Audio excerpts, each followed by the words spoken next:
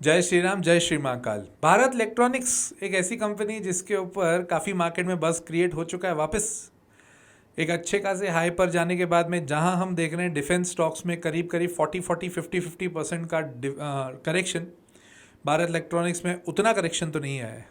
क्या कारण है, क्यों ऐसा कंपनी चलता है, कि क्या इसका विजन रहता है, इसी के ऊपर एक डिटेल वीडियो आपके सामने। बट ये ध्यान रखिएगा, कोई बाइंग सेलिंग रिकमेंडेशन है, इसको बाइंग सेलिंग के हिसाब से मत देखिए, इसको प्योरली एजुकेशन पर्पज़ के हिसाब से देखिए, तो आपको समझ आए कि किस तरह से कंपनी को एनालाइज करते हैं और किस तरह से कंपनी के ऊपर विजन बनाते हैं। जैसा कि आप जानते हैं कि मैं जब भी इस तरह के कोई वीडियोस बनाता हूँ उसको कुछ चैप्टर्स में डिवाइड करता हूँ। इसको मैंने 4 चैप्टर्स में डिवाइड किया है। सबसे पहले कंपनी के बारे में काफ़ी कुछ न्यूज़ चल रही है अभी मार्केट में, तो उसके ऊपर हम लोग थोड़ा सा डिस्कशन करेंगे।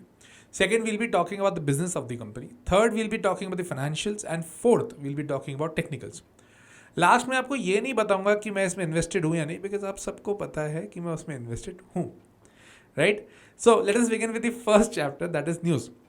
1600 से 1800 करोड़ का रुपया ये रिसर्च एंड डेवलपमेंट में डालने के मूड में है। जब इंडिया में हम इंडियन कंपनीज की बात करते हैं ना, तो इंडियन कंपनीज का one of the biggest drawbacks लगता है एफआईआईज को, कि इंडियन कंपनीज आर&डी के ऊपर फोकस नहीं करती है। अमेरिका और हम में क्या डिफरेंस है? एक बहुत बड़ा डिफरेंस यही है कि भाई साहब, हम लोग रिसर्च एंड डेवलपमेंट में हमको कोई फर्क नहीं पड़ता। हमको चाहिए तुम तो बताओ हम क्या बनाना है, हम बना लेंगे। रिसर्च और डेवलपमेंट तुम करते रहो, हमको सिर्फ बनाने का काम दो। Because there are two kind of countries in the world. One is labour intensive, second is capital intensive. Labour intensive मतलब जहाँ पर लेबर ज़्यादा है, पैसा कम है। कैपिटल इंटेंसिव मतलब यहाँ पे पैसा ज़्यादा है, लेबर कम है। अब इंडिया मिक्स्ड इकोनॉमी हो गई है, दोनों को मिला के इंडिया की इकोनॉमी बनती है। तो अभी ये 1600 से 1800 करोड़ रिसर्च एंड डेवलपमेंट में डालने वाले, दैट्स अ गुड पॉइंट। साथ ही साथ 1000 करोड़ का कैपिटल एक्सपेंडिचर करने वाले हैं, और इनका टारगेट है कि अभी ये वाले करंट ईयर में 1000 करोड़ का एक्सपोर्ट करेंगे, और ओवरऑल कंपनी का 20% से ज़्यादा का ग्रोथ होना चाहिए। 20% से ज़्यादा बोल रहा हूँ मैं, 20% से ज़्यादा। अब ये जो खबर है ये मनी कंट्रोल पे बहुत डिटेल में दी हुई है, आप उसको उधर भी चेक कर सकते हो। तो ये कोई मैं मनगढ़ंत बात नहीं कर रहा हूँ, ये मनी कंट्रोल पे ऑलरेडी आ चुकी है। मेरा तो विजन वैसे भी थोड़ा इसको लेकर थोड़ा सा कंपेरेटिवली पॉजिटिव रहता है, बिकॉज जो कंपनी का बिजनेस है, जिस हिसाब से कंपनी काम कर रही है, जिस हिसाब से स्कोप दिख रहा है मेरे को मार्केट में, उस चक्कर में अभी रिसेंटली सेंटम, जो आपने अगर आप सेमीकंडक्टर्स से वाकिफ़ रखते हैं, सेमीकंडक्टर्स एक ऐसा खतरनाक सेक्टर बन चुका है वर्ल्ड वाइड, उसमें सेंटम एक बहुत बड़ा नाम है कंपनी, जो ESDM that is electronic system and design and manufacturing का काम करती है, उसके साथ MOU किया है, which is a good point. ये मेमोरेंडम ऑफ अंडरस्टैंडिंग जो किया है, ये बेसिकली टेक्निकल नो हाउ को शेयर करने के लिए दिया है, ताकि वहाँ से हमें कुछ ना कुछ नया सीखने को मिले और हम उसके ऊपर और रिसर्च करें और उसके बाद कुछ बढ़िया प्रोडक्ट बनाएं। Good point. मतलब ये दोनों मेरे को काफ़ी पॉजिटिव पॉइंट लगते हैं। एक तो जिस हिसाब से कंपनी खुद अपना विजन बना के बैठी, दैट्स अ गुड पॉइंट। और वो सेंटम के साथ, सेंटम ये सेमीकंडक्टर्स वाला जो सेगमेंट है ना, मतलब अगर आप अपने पोर्टफोलियो में सेमीकंडक्टर्स लेके नहीं बैठे हो, मतलब कंपनीज, तो ऑटोमेटिकली आप वो ग्रोथ नहीं सोच सकते जो होनी चाहिए, ठीक है। और यही सब चीज़ें मैं सिखाता भी हूँ। द लॉजिकल इन्वेस्टर जो मेरा कोर्स है, जिसमें हम लॉन्ग टर्म इन्वेस्टिंग सीखते हैं, ये शॉर्ट टर्म इन्वेस्टिंग, इंट्राडे, ये सब नहीं होता है। फ्यूचर्स एंड ऑप्शंस में अगर आपको पैसा बर्बाद करना है, नहीं नहीं नहीं भाई, वो कोर्स, मेरा जो कोर्स है वो आपके लिए नहीं है। इसके अलावा क्रिप्टो सीखना है तो नहीं है। प्योरली इन्वेस्टिंग सीखनी है, पैसा बनाना है, बहुत हार्ड अर्न मनी होता है आप लोगों का, अगर वो कमाना है तो उसके ऊपर फंडामेंटल टेक्निकल एनालिसिस दोनों होता है कोर्स में, द लॉजिकल इन्वेस्टर में। हम सेक्टर वाइज पढ़ते हैं तो ऑटोमेटिकली लंबे समय तक दिमाग में रहता है। इसके अलावा पारस डिफेंस के साथ इन्होंने एक अच्छा बिजनेस किया है। 45.32 करोड़ का एक इनको ऑर्डर दिया है पारस डिफेंस को, भारत इलेक्ट्रॉनिक्स ने। मतलब सोचो, इंडिया की डिफेंस का ओवरऑल सिस्टम, इकोसिस्टम इतना बढ़िया है कि हर कंपनी एक दूसरे के साथ में जिसकी काम करने की जो काबिलियत है उसके अकॉर्डिंग ये लोग बिजनेस एक दूसरे के साथ कर रहे हैं, which is a good point. क्या कर रहे हैं उनके साथ में? Signal and data processing system, साथ ही साथ मल्टी सेंसर फ्यूजन सिस्टम का इन लोगों ने उनको ऑर्डर दिया है। तो अब ये देखो, इसका, ये वाली न्यूज़ का इफेक्ट BEL के स्टॉक में तो नहीं पड़ेगा for sure, but Paras defence के लिए पॉजिटिव बात है। Let's come to the second part of the video, that is business. 1954 की कंपनी है यार, ये बहुत पुरानी कंपनी। बट ये बात भी तय है कि 2020 तक इनको कोई घास भी नहीं दे रहा था। डिफेंस कंपनी में इन्वेस्ट करने के लिए आपको एक चीज़ देखना बहुत ज़रूरी है, क्या गवर्नमेंट का डिफेंस के ऊपर रुझान है या नहीं। Is government positive about the defence sector और नॉट। तो इसका ये मतलब है कि 2020 के पहले गवर्नमेंट इनके ऊपर ज़्यादा पॉजिटिव नहीं थी, बहुत ज़्यादा पॉजिटिव नहीं थी। अगर आपने 2020 2021 में स्पेसिफिकली आपने एक न्यूज़ देखी होगी जहाँ पर एक रील भी बहुत वायरल हुई थी। मैं ईमानदारी से बताऊँ तो मेरी पहली रील वही वायरल हुई थी जो मैंने मोदी जी के कनेक्टेड बनाई थी, जिसमें मोदी जी ने आके कहा था पार्लियामेंट में, शेयर मार्केट में रुचि रखने वालों को भी ये गुरु मंत्र है कि जो अपोजिशन वाले जिस कंपनी के बारे में भला बुरा कहें वो ले लो, वो रॉकेट हो जाएगी। और उसमें मैंने बात की थी भारत इलेक्ट्रॉनिक्स, कोल इंडिया, हिंदुस्तान एरोनॉटिक्स, ये सब कंपनीज के बारे में।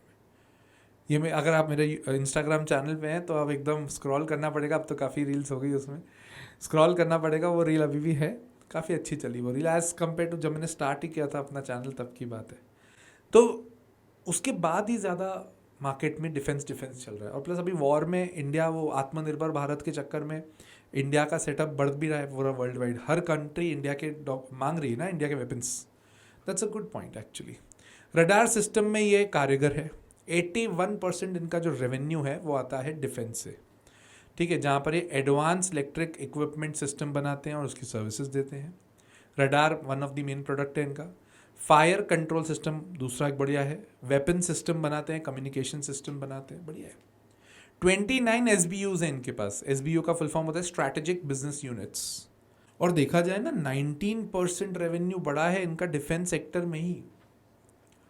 बढ़ना भी था, इंडिया जिस हिसाब से रिलेशन सबसे मेंटेन करता है उस हिसाब से बनता भी है, कोई डाउट नहीं है। बाकी 81% तो डिफेंस से हो गया, 15% इनका आता है नॉन डिफेंस से। स्मार्ट सिटी बन रही ना इंडिया में हर जगह, तो smart city solutions, cyber services solutions, ये सब भी काम करती है कंपनी। और 4% एक्सपोर्ट कर रही है। कहाँ कहाँ? फ्रांस में, यूएस में भी कर रही है। टैरिफ का इम्पैक्ट है, इसलिए तो पड़ रहा है यार। अच्छा खासा 450 रुपये चलेगा था, 450, 440 चले गया था यार ये शेयर, उसके बाद नीचे आया यार, क्या बोलूँ आपको। स्पेन में भी करती है, इजराइल के साथ भी ये काफ़ी अच्छा काम कर रही है। ऑर्डर बुक इनका बढ़िया है, 86% इनका ऑर्डर बुक डिफेंस है, 11% नॉन डिफेंस है और 3% एक्सपोर्ट का है। ये जो एक्सपोर्ट बढ़ाना चाह रहे हैं 1000 करोड़ तक, that's a good point. Total मिला के इनके पास 9 यूनिट्स हैं, जिसमें से 2 बैंगलोर और गाजियाबाद की जो है वो मेजर यूनिट्स में से काम आती है। Let's come to the third chapter, that is financials. अभी क्वार्टरली रिजल्ट आए थे तो उसका एक बार विश्लेषण कर लिया जाए। 4440 करोड़ का इन्होंने जून 25 में क्वार्टर में शो किया था सेल्स। अगर मैं जून 25 क्वार्टर को जून 24 क्वार्टर से कंपेयर करूँ तो उस समय 4244 करोड़ था। बहुत ज़्यादा ग्रोथ नहीं है, ठीक है, ठीक है। Operating margin as of now 1238 crore का था, जो पहले 948 करोड़ था। दैट्स अ गुड पॉइंट, क्योंकि पहले जून 24 में जब ये 100 रुपये का रेवेन्यू कर रहे थे तो 22 रुपीज़ का मार्जिन था, और अभी ये 100 रुपये का रेवेन्यू कर रहे हैं तो 28 रुपीज़ का margin. That's a good point. Profit after tax भी 969 करोड़ से जो पहले 791 करोड़ था, तो हर चीज़ में ये पॉजिटिव है। अब इसको मार्च 25 क्वार्टर से कंपेयर नहीं कर सकते, क्योंकि इन कंपनीज में मार्च 25 में अलग ही रेवेन्यू आता है, इनके डिलीवरेबल्स उस समय होते हैं, तो इनको सेल्स उस समय बुक करने में ज़्यादा आता है। मार्च 25 क्वार्टर को आप मार्च 24 क्वार्टर से ही कंपेयर कर पाओगे, तो ये ध्यान रखना है। इसको बोलते हैं YOY और QOQ। YOY मतलब ईयर ऑन ईयर, QOQ मतलब क्वार्टर ऑन क्वार्टर। तो हम इस कंपनी को YOY देखेंगे, QOQ नहीं देखेंगे, है ना। प्राइस अर्निंग रेशियो अभी भी इसका बहुत मस्त है, मेरे को वहाँ से बहुत अट्रैक्ट करती है कंपनी। 49 का इनका प्राइस अर्निंग रेशियो, जबकि इंडस्ट्री का 67 है। अगर मैं प्रमोटर की बात करूँ तो 51% प्रमोटर के पास है। FIIs 18.5% पे, बढ़िया है। DIIs 21% पे और पब्लिक 10% पे। मतलब मैं क्या क्या क्या बोलूँ इस बारे में नेगेटिव में। अब बहुत लोग बोलते हैं सर आप कंपनी के बारे में नेगेटिव नहीं बोलते, मैं बोलता हूँ।